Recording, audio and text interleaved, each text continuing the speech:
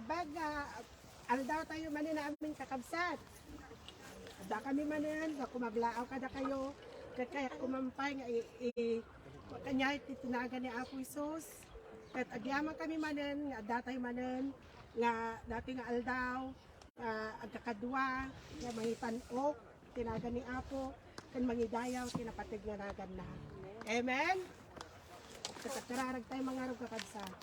Dear Heavenly Father, thank you once again, O God, for this day that you made for us, O God, Lord. We thank you, Lord, that we choose us to be your children. We thank you, Lord, that you choose us, that we are your true worshiper, O God, Lord. Agyaman kami, Apo, tada kami maninapo, mangitanok, tinagan mo, O God, Lord. Tada kami maninapo, magkakita, O God, Lord Jesus. At Apo, idawat ni, Apo, magpapan na kami, O God, Lord, agitid nararamid ni, when I sa umi Apo, it's not pleasing to your ears, O God, Lord, because tamchi, aramid ni, O God, Lord, it's not pleasing to your eyes, O God, Lord Jesus. Agyaman kami, Apo, ay panakawan, Apo nga, maalam iking ka, O God, Lord, tamumi, O God, Lord, that you are a faithful God to us, O God, Lord Jesus. Agyaman kami, Apo, tayat mo, kada kami, O God, Lord.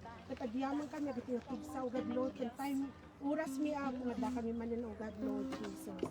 Apo, itadmiking ka, isurrender miking ka, tiyaramit mi ka po, Lord. At Apo, dahil kay Apo, na pinag-worship mi, it goes arise into your throne, O God, Lord, with sweet aroma, O God, Lord. And Apo, dawatin mi, nalinis ang puso mi, O God, Lord, kung kastamot Apo, gitipos puso mi, O God, Lord. Agyaman kami, O God, itinaimbag mo, agyaman kami, itinagayat mo, kada kami, Apo. At agyaman kami, tanda ka na Apo, tibiyag mo. Lord, we give you all the glory, honor, and thanksgiving. In Jesus' name we pray. Amen and amen. Kantahan tayo mga Lord, everlasting God. Hallelujah. Hallelujah.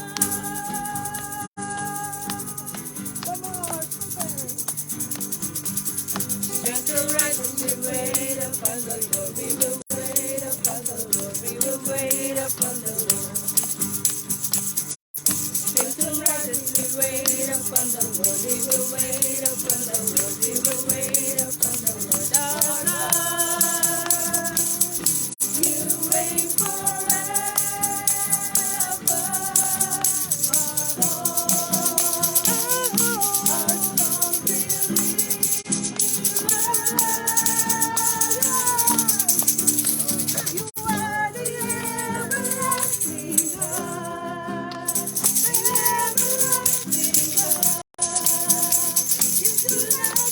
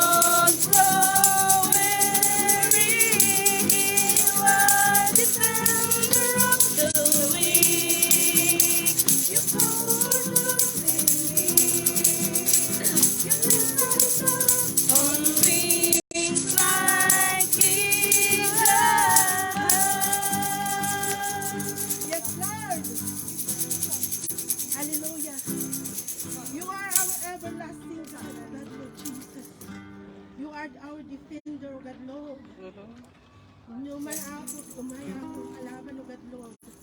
You always in there to defend us, God Jesus. Because you are our great defender, God Lord. Nanyaman nga umay kada kami ako. We are so strong. Because we know it. You lift us up like an eagle wings, God Lord Jesus. Hallelujah. Hallelujah. You're so great in our lives, God.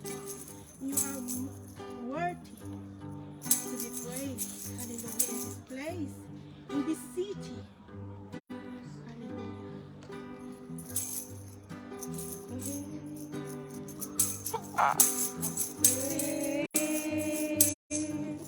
It's the Lord who is worthy of praise. The city of our God, the holy place. The joy of the Lord. Praise is the Lord in whom we have the victory. He hates us against the enemy. We bow down on our knees. Lord, we want to lift your name on high. And Lord, we want to thank you for the works you've done in our lives. And Lord, we trust in your unfailing love. For you, Lord, are God eternal, God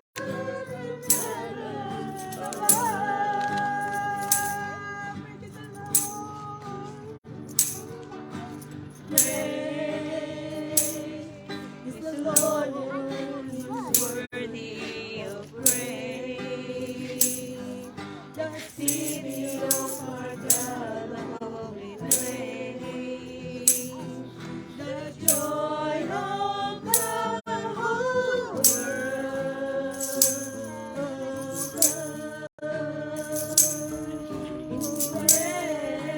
Praise is the Lord in whom we have the victory. He hates us against the enemy. We bow down on our knees. And Lord, we want to lift your name on high. And Lord, we want to thank you for the work you've done in our lives. And Lord, we trust in your unfailing love. For you, Lord, are God eternal. You are earth and heaven above. And Lord, we want to lift your name on high. And Lord, we want to thank you for the work you've done in our lives. And Lord, we trust in your unfailing love. For you, Lord, are God eternal. You are earth and heaven above. For you, Lord, are God eternal. You are earth and heaven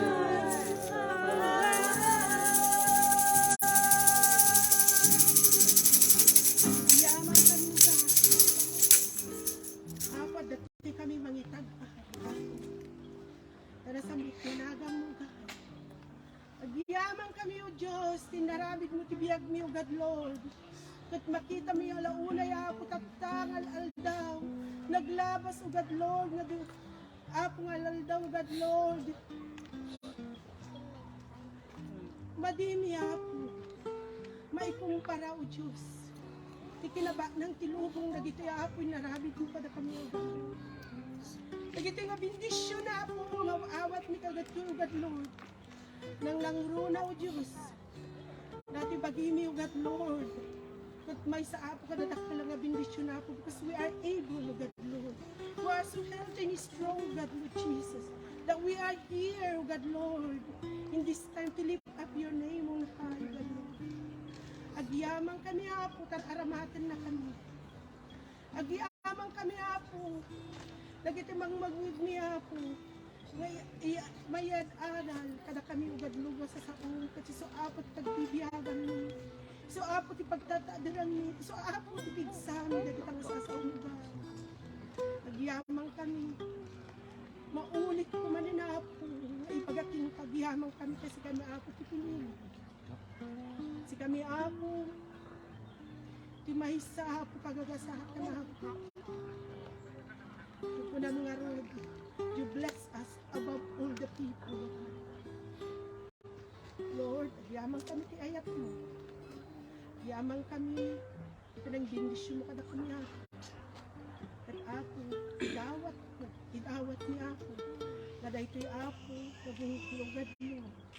At si Apo, pundasyon ni, si Apo, ti mga rakot, dahito'y Apo, Ilocano Fellowship, God.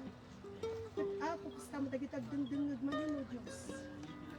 Apo, pundasyon na nida, karakuko nida, at madiming matamu Apo, sitwasyon da kami, nga magamat ka. Amang kararag ni Apo, dahil sa uman na ako, nga ba ingay kaday ko nga, oras Apo. Naman na Apo, kaya ramatong kabsat niyo, gano'n. Kararag ni Apo, ikam Apo, tumalangi ka na siri ko ka. Kasi kami mat Apo, ding-ding na kami Apo. Then spiritual understanding of ka. Ano, mayak lang niyo, Diyos. Diyag nyo lang daw. Diyamang kami. Diyamang kami. Diyamang kami. Jesus name we pray. Amen.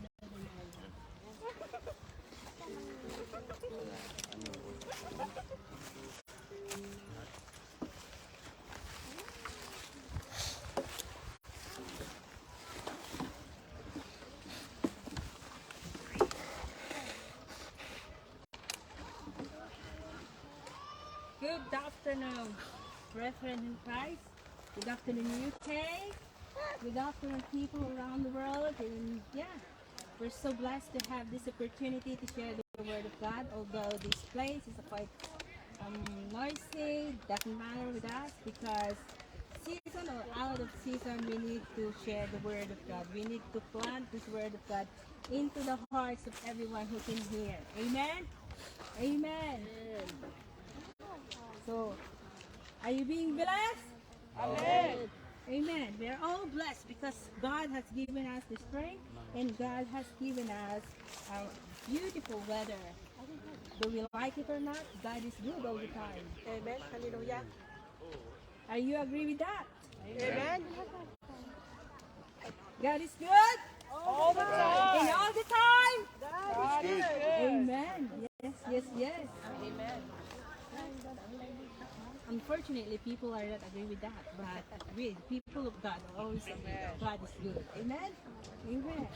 So, the word of God I'm going to share today, we can find it in the Proverbs 22 verse 1. But before that, I have choose this kind of title or the theme of our short message. I believe that it may be short, but it will be I believe that it will be sharp, it's powerful because it's the word of God. We've been praying for that. And nothing I mean, it's not kind of wasted if we pray for the word of God, and also if we suggest that we focus to hear the word of God. Hearing, listening, absorbing, applying, that's all God wants. Amen? Do you believe that? Amen. Amen. Okay. The riches of a good name. In Ilocano, nunay bag iti binangon mo yag adak tula kadayawam dikit din. Or nadalus nga nagan ket maibilang ang pinabaknam. Amen. Sa Tagalog, okay? Sa Tagalog ano ba yung mapadayawan? Sa Tagalog, kung ikaw ay may mabuting gawa, di ba maganda rin yung background mo, maganda yung tingin ng tao sa iyo. Kasi yun ay isang uri, isang yaman na tinatawag natin sa ating sarili. Hindi lang yung kayamanan na galing dito sa mundo, but then this is the riches, and we call that spiritual riches. Character, a good character is one of the spiritual riches that comes from God. Okay. In Proverbs 22 verse 1, the Bible says in NIV, a good name is more desirable than great riches. And be esteem, or esteem here, like to be respectful, okay, is better than silver or gold. So another esteem means respect, or to be admired is better than silver or gold. So we can say that, okay, the riches of this world, it will vanish and it will not last long.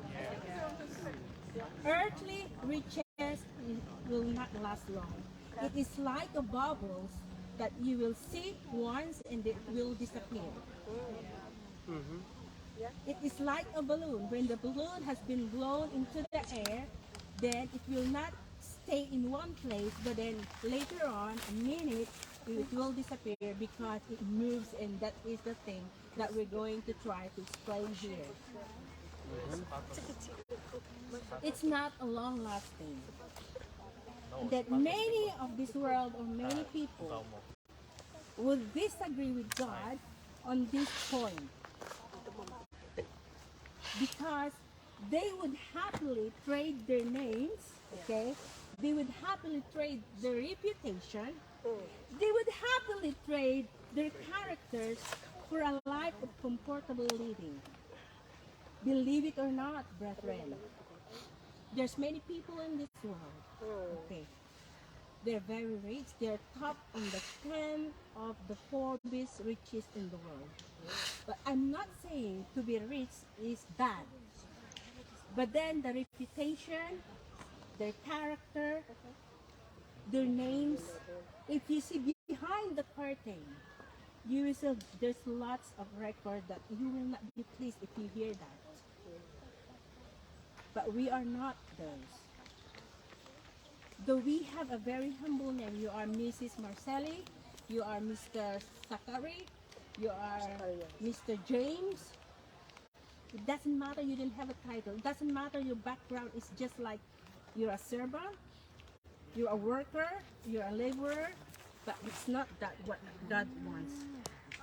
I mean, that's not what God means to be a good name. It means what I'm trying to explain to you. It's better to have, okay, a simple name than a name that will be known all over the world. To be popular is good. Yeah? To be like a Hollywood star or actor or actress is good. But think of it. Your reputation, your name, your character must be aligned in the Word of God. You remember last Friday we've been studying about commitment. Okay. Your commitment, and also in Friday Bible study in Dorking. Yeah. So there is a question. Why? Why we need to, do you remember that? And so why we need to be reminded? Just because we're not sure what's going on in our lives, in our everyday living. We've been aligned every day with our lives to the Word of God, with the will of God. So it's good to be reminded. Amen. Because God loves us. Amen. A person who does not want to be reminded, you know what happened? You can say this, they are so proud of themselves because they know that they can do whatever they want. They have their monies, they have their good names, their reputation. We've been bowing down. They thought that, okay, I'm higher than you. I had my master degree. You can say that you had your master degree and I'm just a high school building. No, I'm just high school graduate. I'm sorry about that. So it's just a Your joke. salad master. So, all right. So we are the converted, or we who are Christian knows that wealth can go no further than the grave. That's why I'm telling you just now from the first place that wealth in this world will not stay longer. But their characters and good names pass through that barrier. So it is better. Your character, your good name will pass through generations and generations, and they always remember you. For example, when you were, like, for example, our grandfather. Our grandfather has been very helpful from the first place, and he is a godly man, and his life has been aligned with the Word of God, with the will of God. And you know what's going on for their grandchildren? They always think about that they have a good grandfather. We will not erase, we will not remove from their mind that they had their grandfather. Good name is better than riches. Bad reputation, and maybe you're not agree about it. Bad name, okay, bad character. So, if we can lose our mind and we have this kind of character that is not pleasing to God, what I'm trying to tell you, repent. Repent and ask for forgiveness. Because the Lord can forgive that kind of sin even there. Because He knows that sometimes we've been struck with our weakness. We've been overcome with our weakness. Again, I'm going to tell you for the second time, wealth is physical, while character is spiritual. Character will not take away unless you will change your lifestyle. Which is more important to us, can I ask you? More importantly, which is more important to God? So what is more important to you? If God knows what is important to you, it's also important to God. Remember that. Remember. Good name is more desirable than great riches. Yeah? The Word of God in Matthew 5 verse 48. I'm going to read it to you. In Matthew 5 verse 48, the Word of God says, "Therefore you shall be perfect, as your Father in heaven is perfect." In Ilocano, masabol nga rod nga awan pagkurangan nyo, akas kini amayo sa dilangit nga awan pagkurangan nyo. God is not saying that you need to force yourself, but God knows our ability, God knows our strength, God knows our capability, our capacity. So, little by little, try your best to read the Word of God, apply the Word of God, align your life with the Word of God, and then you will be a perfect one, a perfect Christian.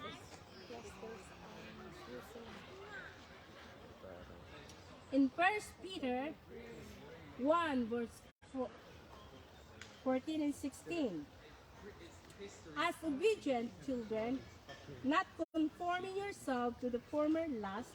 This is the Sunday school that we have tackled a few minutes ago. As in your ignorance, but as He who called you is holy, you also be holy in your conduct. Because it is written, "Be holy, for I am holy." In Ilocano, kas natud yung anak, agtulnog kayo iti Diyos, di yu palubos, tibiyag yung iturayan, it kinaderap, akas, idisaan nyo pa nga amo, tipudlo. Nasantuan kayo kumati, amin nga ramid yo, akas ti kinasanto ti Diyos nga nangayab, kada kayo. Kas na ilanad, itinasanto na surat, agsanto kayo, agsipod ta nasantuan na, kuna iti sa o iti ako. Amen. So the question when we had our Sunday school, what is your personal testimony with the word that we have tackled? And then some of us says, be faithful, Some of us says you need to stick to the Word of God, stick to your faith to our Lord Jesus Christ, Amen. because He is the source of everything. Wisdom, power, strength, anointing. What else? Spiritual wealth, Healing. healing. Yeah, Yeah. Prosperity. in Prosper. all of this, Peter's instruction has everything to do with God establishing His image in us. Kaya't nangasawa ni Tingkagsat ni Pedro impatak din na, wala imbangon na, dati nga instruction na impatak din na, dati pa kainaigan iti apo, muna na dito, tapno kasta, itiladawan ni Kristo kat makita kada tayo. Amen. Anya tiladawan ni Kristo. Maimula kada tunggal maysa iti kinabaknang iti nasantuan nga kababalin na. Okay, nasantuan nga kababalin. The riches or the holiness of His character. So while you were aligning yourself, your lives into the Word of God, and then slowly, the image of God will see upon your lives. And there's something, and there's a great things that the Lord God will work unto your life. Because without His word, without His word, it will not complete. By establishing your image as Christ, as our Lord Jesus Christ. See, one of the character that God wants to see us is humbleness. Our Lord Jesus Christ is so humble. Have you seen that our Lord Jesus Christ saying something when there's someone who are persecuting? Instead, He prayed for them. When they throw stone to Him, when they spit into His face, He never spit it out back to the. So this is the character that the Lord Jesus Christ wants us to be. Amen. Amen. Let's go back to our text. A good name is more desirable than great riches, and to be respected is better than silver or gold. Okay. So servants like us, Christians like us, devoted Christians like us, faithful Christians like us, have many duties. Okay? First, to learn the Word of God and then do. Not only one. Learn Psalm 1 verse 1. Learn Psalm 1 verse 2. Means there's so many duties because there's so many, let's say, from Genesis to Revelation, there's so many things that we need to do. I believe it's so hard to do everything. But then, just what I'm telling you from the first place, you don't need to force yourself, but slowly, little by little, because God knows your capacity, your ability, your time, so God will always remember your weakness. Do it. As long that there's a day that we don't forget to read the Word of God. Amen.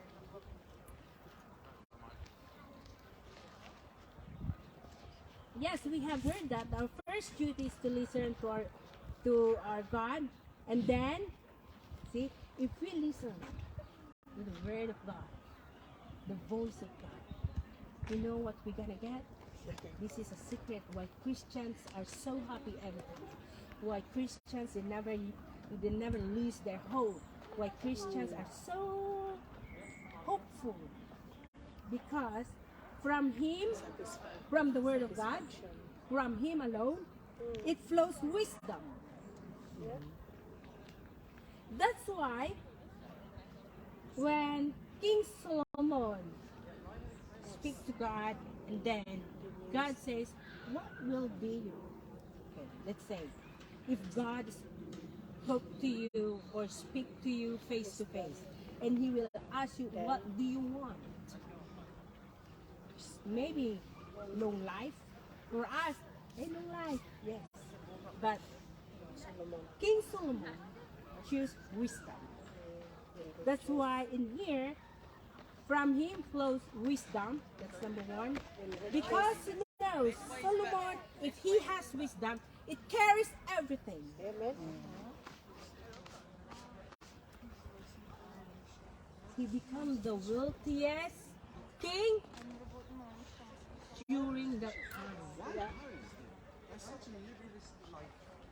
Wisdom follows by wealth, Well, follows by strength, yeah, follows by anointing, yeah. follows by joy, yes, Yes. healing, everything. Satisfied. Yes, satisfaction. Yeah. And second, grace. Yes. From God, from His Word, follows grace. And then all the virtues we need to be succeed in transforming into the image of our Lord Jesus Christ. Hallelujah. All good virtues. Mm. Amin nga kaimbagan nga banbanan. Amen. So if we have this, all of that we need to do is preparing for the kingdom of God. So nadaamin kadatay daytoyon kakabsat, adda tinapintas nga reputasyon tayo, adda na iti makunatay nga may pampanakil tayo nga nagan tayo, mabalin tayo nga isungarod iti kinabak na amuyo. Isagana tayong tibiyag tayon pare. Iti apo tatlo kasta matungpal makagteng tayo ijay pagarian na. Amen. Good. Amen. A good name is more desirable than great riches. To be respected is better than silver and gold. Laglagi pun tayo kakabsa. Amen. Madaydayaw iti apo. Hallelujah. At dapat doon nga, versikulo ti kakabsat, manipod mo lang ti Matthew 24. Kunana to'y, Matthew 24. Agunin to ti dakila trompeta, kat ibaon to ti anak ti tao, dagiti angheles na.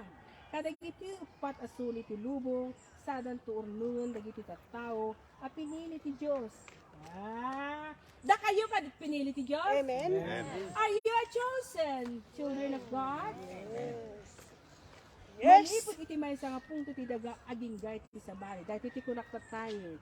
If we've been aligning our lives, okay, through the Word of God, all we need to do is to prepare for the kingdom of God. Awanon iti pasapol tayo kakapsa.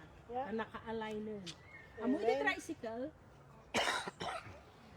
gimatang ka di motor mo, gimatang ka ti sidecar, kat madinay-align nga pirme, anak mapasama. Kilo. Nadagsin. Nadagsan, kilo, madigtaray nga nasa lahat. Iso nga i-align da. Ada instruction nga, surusurutin da. Tanalain da kiti mekaniko, kung natay latan, mekaniko, wano, gigigan aramid, yes, pastor. Kas jaymot ka kapsat. Yeah. Naka-align ka. And when the people see that your life has been aligned with the Word of God, kung nakatay damdamo, they will disagree. Namot ibiyag, namot daytamot. Ora, uburo mo ko, nakaisumpay lang ko nanda. Well, namot ibiyag, namot daytamot ko nanda. Kita na ka din. Tapos laman ti problema na. Well, mamati ak, kakasta kakabsat. At dito nabasak tatay regarding the adversity na natoy. God's purpose for us stands in the face of all adversity that we may encounter. Hindi pa nagrigat. When, kung nakatayin ko pa, si Tagalog, ang isang Kristiyanong matagumpay, kunanta, hindi masaya ang kapitbahay. Agsisilos. Agimang panagkat. Diba? Agsilos ko na. Hindi na kayo paapawan. There's so many adversity that comes along, but we are overcomers. And we always overcome all this kind of problem. And then our neighbor is not happy with us. Napawa mo yan. Hindi makaturo ka na. So kaya, 1 John 3 verse 2. kakakapiti In lahat eh. Ilocano ay ayatas nga gayam, anak tayong ti Diyos. Amen! Amen! Hallelujah! Saan pa nga nalawag na anyan to ti pagbalinan tayo, ngam amu tayo, ngayon agparang ni Kristo, agbalin tayo to kaskinkwana, agsipod, ta makita tayo to, tikinas siya sino tayo, madaydayaw, iti apo, alawen kakabsat, aramidan tayo kuma, ti amin yung kababala tayo, na dapag pagribungan tayo kakabsat, at dadagiti mabalin tayo aramidan, kamakamon tayo, saan tayo nga agkapoy-kapoy. Yes, Amen. hallelujah! We need to take every opportunity because this world is getting worse already. Don't say that though. I mean, you will see today is a good weather. Tomorrow you don't know what's going on. If it is going to rain. So now we need to take this opportunity. Grab this opportunity. Enjoy this opportunity. But because you have a good opportunity, don't forget we have to thank God. And whatever we have done in the sight of God and it's not pleasing unto Him, we need to ask for forgiveness. Amen! So that God will cleanse us and we will always be holy because the former word of God that I have read, be holy for I am holy. Amen. Be holy. Every time ask for forgiveness so that the Lord will forgive us, will cleanse us, and give us a good and we say clean life. We must be perfect because our Heavenly Father is perfect. Again, the riches of a good name in Ilocano, nadalos nga nagan, that maibilang nga kinabak na. Amen. Dayaw, iti, apo. Amen! Hallelujah! Kada kayo kabsati for all our listeners or viewers, hopefully that you will enjoy and you will be blessed the word of God that we Amen. had today. And let's pray. Dear Heavenly Hallelujah. Father, we want to say thank you, Lord, for the moment, in this moment, in this place, Father God, the weather, and every blessing that we have, Father God. We want to say thank you, Lord, especially your word. May you bless your word, Lord Jesus Christ. Bless also, Lord, your word that we have heard, and also, Father God, bless our hearts where we store your word, Father God. Amen. For those who need healing, Father, heal them. For those who need mending their relationship, Father God, mend the relationship, Lord. And for those who need, Father God, spiritual healing, heal them, Father God. And Lord, for those who need peace, give them peace, Father God. Thank you, Lord Jesus. We bless your name, Father God. We have you're going to do for us this afternoon. And thank you for the people around us, Lord Jesus. May you bless your word and let your word, Father God, be planted in everyone's Amen. heart, Lord. We bless your name. Amen. Amen. And let's stand up and let's sing the song. You want to teach us? Okay. Okay. We thank you, Father God. Sirating haruday, sa tayo tuwag pa ba? Amen.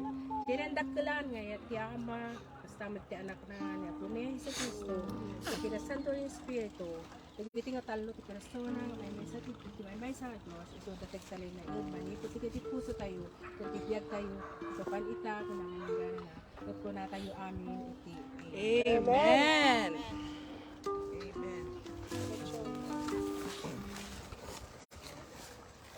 Ituloy datoy. Honey, Ituloy tayo. thank you Sister Honey, iti na yung balito kan nga. Ay palasat manan nga sa uti apo ken ka iti dahil pinakanito kat yung palasat ni Mekara kanikat. Ni apo iti mang tulong ken mang bendisyon karagiti. Tumugal may isang ijay nga tulungan na tayo nga magi-apply dagiti nga sa Thank you Lord God. Intayo nga Lord pailain kakabsat iti panangtad sa tayon tumaman iti panagpipinabilag man ng babae na iti testimony nga naramigan iti apo. Okay, so Kaya't ko lang mangibingay iti may panggap iti panangtod kakabsat. Kaya't ko lang nga iyaran iti panangtod ka residency.